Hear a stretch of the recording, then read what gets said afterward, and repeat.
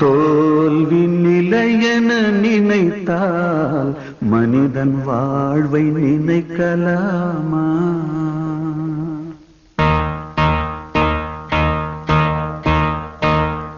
தோல்வி நிலையென நினைத்தால் மனிதன் வாழ்வை நினைக்கலாமா?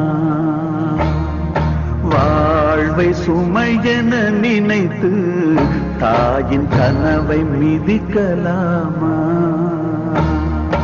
உரிமை இழந்தோம், உடமையும் இழந்தோம், உணர்வை இழக்கலாமா? உணர்வை கொடுத்து உயிராய் வளர்த்த கனவை மறக்கலாமா?